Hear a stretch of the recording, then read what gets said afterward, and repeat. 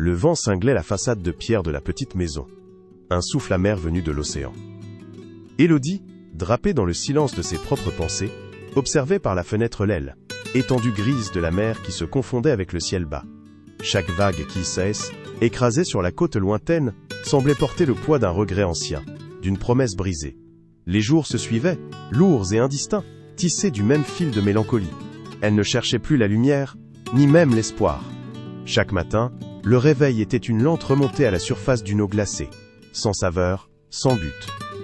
Ses mains, fines et autrefois agiles, caressaient parfois la surface froide du bois de la table, cherchant une encre, une texture qui lui rappellerait la vie. Mais rien ne venait. Les objets autour d'elle, naguère porteurs de souvenirs, naines, étaient plus que des témoins muets d'une existence qui s'effilochait. Un vieux châle posé sur une chaise, une tasse de thé vide, le livre oublié sur le rebord de la fenêtre, tout respirait l'immobilité, l'attente d'un avenir qui ne viendrait pas. Le murmure du vent dans les cheminées était devenu sa seule compagnie, un chant plaintif qui épousait parfaitement l'aile, écho de son propre vide. Elle sentait son cœur battre, mais ce haine était plus qu'une mécanique, une preuve biologique d'une présence qu'elle ne ressentait plus. La foi, autrefois un phare dans la tempête, Men, était plus qu'une braise éteinte, recouverte de cendres froides. Elle avait appelé, supplié, cherché un signe, une consolation, une explication. Mais l'univers n'avait répondu que par un silence assourdissant, un silence qui lui hurlait l'oubli. Dans le miroir terni de l'entrée, elle croisait parfois son propre regard, un regard lointain, voilé d'une tristesse infinie. Ce haine était plus tout à fait elle. C'est était l'ombre d'une femme qui avait perdu son chemin, son souffle, son sens. Elle se sentait égarée, désorientée, comme une feuille arrachée à son arbre, emportée par un courant invisible vers une destination inconnue. Elle, épuisement haine, était pas seulement physique. C'est était une lassitude de elle, âme, une fatigue profonde qui lui pesait sur chaque geste, chaque pensée. Elle se demandait si Dieu l'avait simplement oubliée, laissée là, seule, au bord du monde, attendant une fin qui ne venait pas. Le temps étirait, infini et vain, dans cette prison de solitude qu'elle avait, sans le vouloir, construite autour d'elle. Elle n'avait plus de direction, plus d'élan, juste le vide et le vent. Les jours étiraient, longs et pesants, chacun portant le même fardeau d'une attente stérile. Élodie avait cessé de compter les aubes et les crépuscules, tant ils se ressemblaient dans leur monotonie grise. La mer, inlassable, continuait de clamer ses mystères au loin, mais ces vagues ne lui apportaient plus que le son répétitif d'un temps qui passait sans elle. Elle errait dans les pièces de la maison, ses pas feutrés sur les parquets anciens, comme une ombre parmi les souvenirs évanouis. Chaque geste était lent, chaque pensée lourde, un écho lointain de la femme qu'elle avait été. Elle se surprenait parfois à fixer un point précis sur le mur, un détail insignifiant, comme si la réponse à toutes ces questions pouvait soudain y apparaître, gravée dans la pierre ou le bois. Mais il n'y avait rien, jamais rien, juste le grain du papier peint ou la patine du temps. Le silence de la maison épousait le silence de son propre cœur, un vide assourdissant, où ses prières semblaient se perdre, sans jamais atteindre le ciel. Elle avait parlé, imploré, chuchoté les mots les plus intimes de son âme, mais l'univers était resté muet, une page blanche où son désespoir s'inscrivait en lettres de feu invisibles. Sa foi, autrefois le socle inébranlable de son existence, se fissurait désormais sous le poids de l'abandon. Elle se souvenait des moments où la présence divine était palpable, une douce chaleur enveloppant son être. Mais aujourd'hui, cette chaleur était retirée, laissant derrière elle un froid glacial, une sensation d'être seule face à l'immensité. Pourquoi ce silence ? Pourquoi cette absence, alors qu'elle avait le plus besoin d'un signe, d'une direction ? Son esprit tournait en boucle, cherchant une logique, une explication à cette épreuve qu'elle ne comprenait pas, qu'elle ne méritait pas, pensait-elle. Pourtant, au plus profond d'elle, une étincelle infime refusait de éteindre complètement. Était une persévérance silencieuse, un instinct de survie qui la poussait à se lever chaque matin, à mettre un pied devant l'autre, même sans savoir où aller. Elle marchait, elle respirait, elle existait, non par choix conscient, mais par une force obscure qui continuait de la maintenir à flot, juste au-dessus de l'abîme. Elle avait beau se sentir oubliée, abandonnée, une part d'elle-même, presque imperceptible, espérait encore, sans oser le formuler.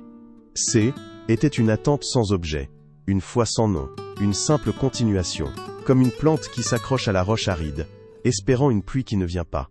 Le temps passait, et avec lui, l'écho de ses questions se faisait plus faible, remplacé par une résignation amère. Mais elle était toujours là, attendant, sans savoir quoi, ni pourquoi. Un matin pourtant, le ciel n'avait pas cette lourdeur habituelle. Une lumière pâle filtrait à travers les nuages, offrant une clarté presque timide à l'horizon marin. Élodie, poussée par une impulsion qu'elle ne s'expliquait pas, enfila son vieux manteau et sortit. Elle n'allait nulle part, juste là où ses pas la portaient, le long du chemin côtier balayé par les embruns. Le sable, encore humide de la marée nocturne, crissait sous ses bottes. Ses yeux, souvent perdus dans le lointain, s'abaissèrent un instant, attirés par une tache de couleur inattendue au milieu des galets grisâtres. C était une petite coquille, d'un bleu profond, presque violet, au reflet nacré. Sa forme était d'une symétrie parfaite, d'une délicatesse que le temps et les vagues n'avaient pas altérée. Elle se pencha, la ramassa. La coquille était froide, lisse sous ses doigts, et sa surface striée racontait sans mots un voyage infini. Élodie la fit tourner doucement, observant les motifs complexes, les nuances de couleurs qui s'y déployaient comme une miniature d'univers. Ce N était qu'une coquille, un simple débris de la vie marine, et pourtant, dans cet instant suspendu, elle ne ressentit ni la douleur habituelle, ni quel écho du vide. Juste la présence d'une beauté simple, brute, qui avait survécu aux tempêtes. Un souvenir fugace, presque un frisson, traversa son esprit. Une image lointaine d'elle-même, enfant, sur cette même plage, collectionnant des trésors similaires, chaque trouvaille étant un émerveillement. Le souvenir S évanouit aussi vite qu'il était apparu, sans laisser de traces tangibles, juste une légère perturbation à la surface de sa mélancolie. Elle glissa la coquille dans la poche de son manteau, un geste machinal, sans y accorder plus d'importance. Le poids léger de l'objet ne changeait rien à la lourdeur de son âme, ni au silence assourdissant de ses questions. Elle continua sa marche, le vent piquant à nouveau son visage, les vagues reprenant leur chant monotone. Mais au fond de sa poche, la coquille était là. Un point minuscule et silencieux, une présence discrète qui, sans qu'elle le sache, venait d'effleurer la trame invisible d'un dessin plus grand. Le lendemain, le soleil se leva avec une douceur inattendue, peignant le ciel de teintes rosées qui perçaient à travers les rideaux. Élodie S éveilla sans le poids habituel de la mélancolie. Un infime changement S était opéré, une brise légère avait soulevé les cendres de son âme. Ses doigts, presque malgré eux, cherchèrent la poche de son manteau posé sur la chaise. La coquille était là, froide et lisse. Un secret minuscule entre ses paumes. Elle la sortit, la regarda. Ce N était qu'un fragment, un débris, mais sa perfection immaculée, sa couleur vibrante, défiait l'usure du temps, et la fureur des vagues. Elle se rappela l'image de l'enfant qu'elle avait été, les genoux dans le sable humide, les yeux brillants devant une trouvaille similaire. Ce N n'était pas un simple souvenir. C était une sensation, un écho d'une joie pure, oubliée sous des couches de douleur. La coquille, si petite, devint un miroir, reflétant non pas sa tristesse présente, mais la lumière d'un passé où la vie semblait simple, pleine de promesses. Le silence de la maison ne lui parut plus aussi oppressant. Il mène était plus vide, mais empli d'une résonance sourde, comme une note tenue, prête à laisser épanouir.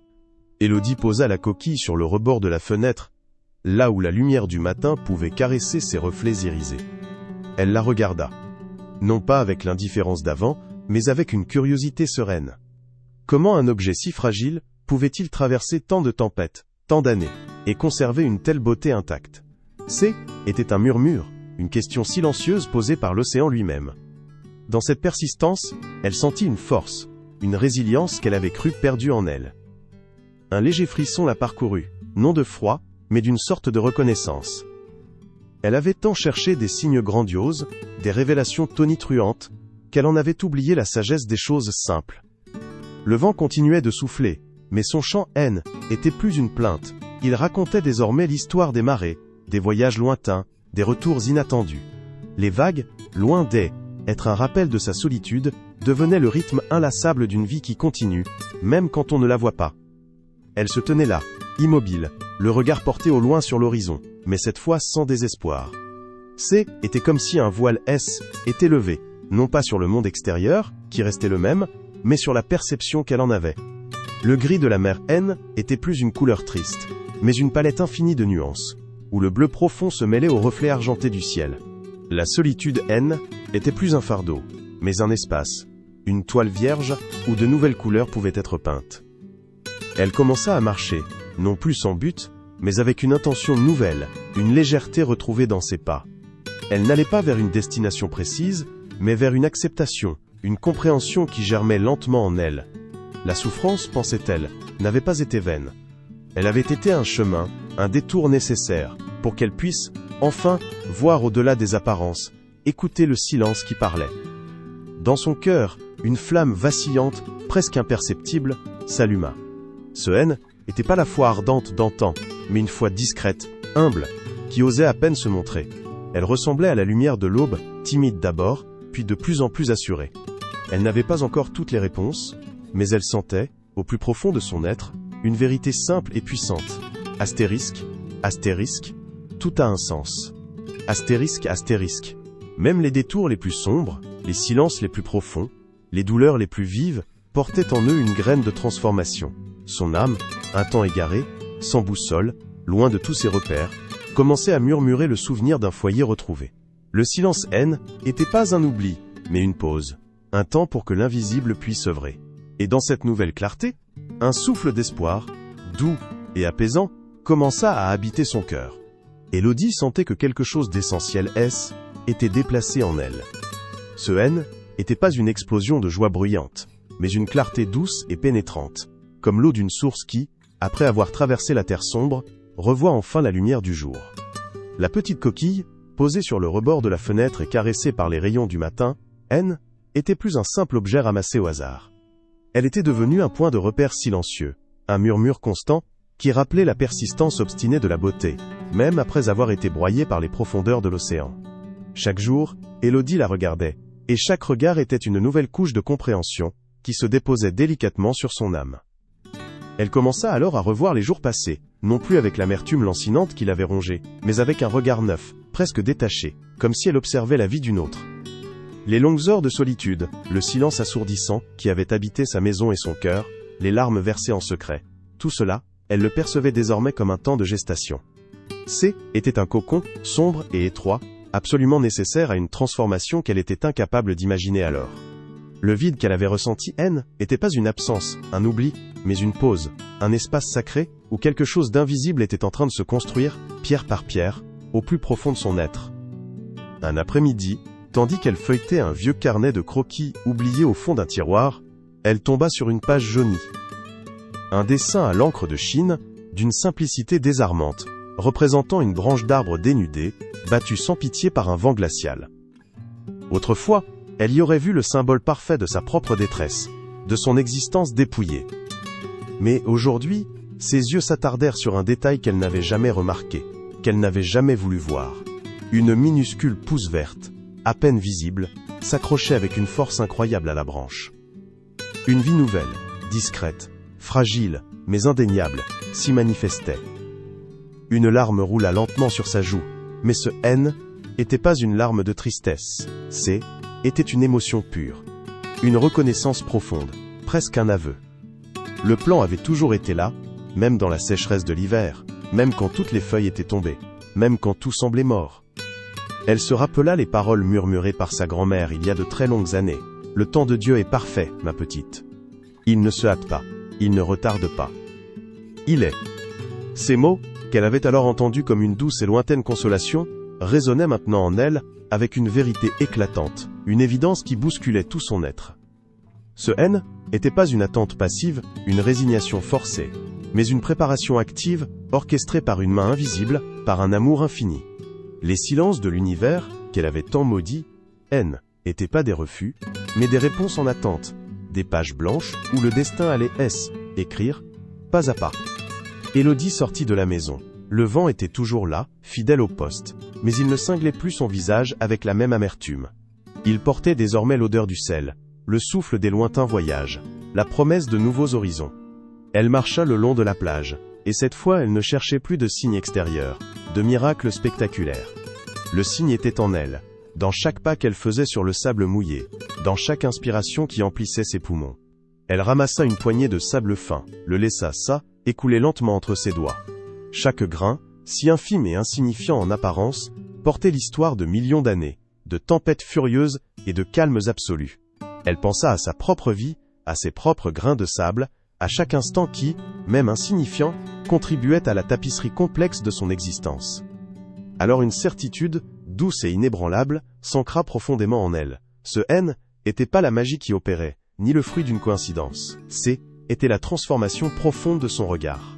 Le miracle N était pas dans un événement spectaculaire, mais dans la capacité retrouvée de son cœur à percevoir la beauté, la résilience, le sens, là où elle n'avait vu que ruine, désespoir et abandon. Elle comprit enfin que ce qu'elle avait cru être un abandon divin N était qu'une mise à til, épreuve, un cheminement solitaire et douloureux pour qu'elle puisse se retrouver, et retrouver cette foi qu'elle pensait avoir perdue à jamais. Ses mains, fines et autrefois tremblantes, caressèrent la surface de l'eau froide de l'océan, et elle sentit la vie vibrer puissamment sous ses doigts. Le monde n'avait pas changé. C était elle qui avait changé, son cœur qui était rouvert, ses yeux qui avaient enfin appris à voir au-delà des apparences. Astérisque astérisque.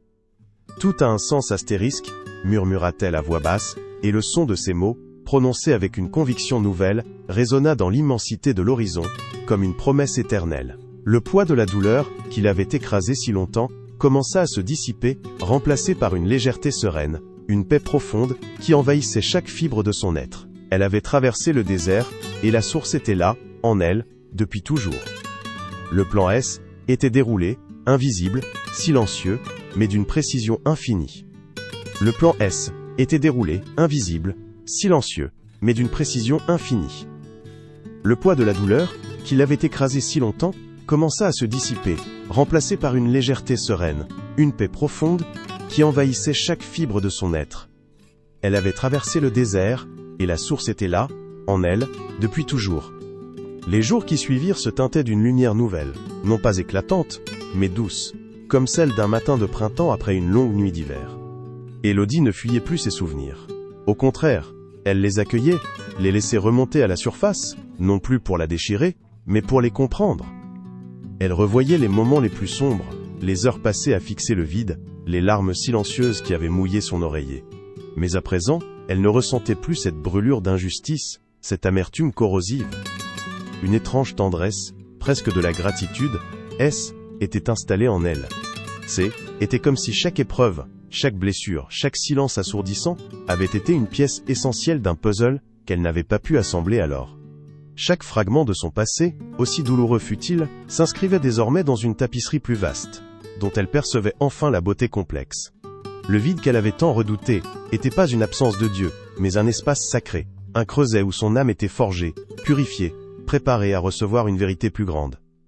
Elle pardonnait, non pas aux autres, ni même à un destin capricieux, mais à elle-même, pour avoir douté, pour être sentie abandonnée, pour avoir cherché des réponses, là où seul le temps pouvait les apporter.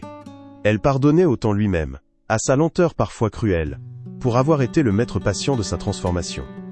Un pardon doux, sans reproche, qui libérait son cœur d'un fardeau invisible. Elle comprit que la foi N était pas l'absence de doute, mais la force de continuer malgré lui, la confiance silencieuse que, même dans l'obscurité la plus profonde, une lumière finirait par percer. Le châle posé sur la chaise, la tasse de thé vide, le livre oublié, ces objets, naguère porteurs d'un poids de mélancolie, prenaient une autre dimension. Ils étaient les témoins discrets d'un chemin parcouru, les sentinelles silencieuses d'une renaissance. Elle les regardait sans tristesse, mais avec une forme de reconnaissance, pour avoir été là, immobile, pendant qu'elle traversait sa propre tempête intérieure. Sa maison, autrefois prison de solitude, devenait un refuge, un sanctuaire, où les échos de son passé se mêlaient aux promesses d'un avenir apaisé. Un matin, en regardant la mer, elle ne vit plus l'aile, étendue grise et menaçante, mais l'infinie palette de bleu et de vert, les reflets argentés du soleil dansant sur les vagues. Elle y perçut la force inaltérable, la constance des marées, le cycle éternel de la vie qui ne s'arrête jamais. Elle pensa à la petite coquille bleue, toujours sur le rebord de sa fenêtre. Elle la prit dans sa main, sentit sa surface lisse et froide, et un sourire serein étira ses lèvres. Ce N n'était pas un signe grandiloquent, mais un rappel humble et puissant. Même les plus petits fragments de l'existence portent en eux la marque de la persévérance, la promesse d'une beauté qui survit à tout. Une gratitude profonde, qui n'avait rien à voir avec les mots, mais qui émanait du plus profond de son être, la submergea. Une gratitude pour la vie elle-même, pour le souffle qui l'animait, pour chaque instant, même les plus difficiles, qui l'avait menée jusqu'à cette paix inattendue. Elle savait désormais que rien n'avait été vain. Chaque épreuve avait été une leçon, chaque attente, un temps de maturation. Astérisque astérisque. Tout a un sens astérisque, murmurait son cœur, une vérité simple et apaisante. Le chemin avait été long, sinueux, parsemé d'embûches et de silence. Mais il l'avait conduite là, dans cette douce clarté, ce foyer intérieur qu'elle pensait avoir perdu à jamais, où la foi, discrète et inébranlable, avait enfin retrouvé sa place. Le voyage N n'était pas terminé, mais elle avait retrouvé sa boussole, ancrée au plus profond d'elle. Élodie comprit alors que les ténèbres N n'étaient pas une fin, mais un prélude. Chaque épreuve, chaque absence, avait tissé le fil invisible d'un dessin, révélant que astérisque, astérisque, tout a un sens astérisque, astérisque. Les silences de l'univers N n'étaient pas un oubli, mais une conversation profonde, un murmure constant invitant l'âme à écouter au-delà des mots, à ressentir au-delà des apparences. Aux présences silencieuses, merci pour le chemin, même quand il s'obscurcissait. Merci pour le vide qui m'a appris à me remplir de ta lumière. Aide-moi à me souvenir que ta force est en chaque souffle, en chaque beauté simple, en chaque battement de mon cœur. Que ma foi soit une ancre, même quand la tempête gronde, et que je puisse toujours voir la promesse de l'aube, même dans la nuit la plus profonde.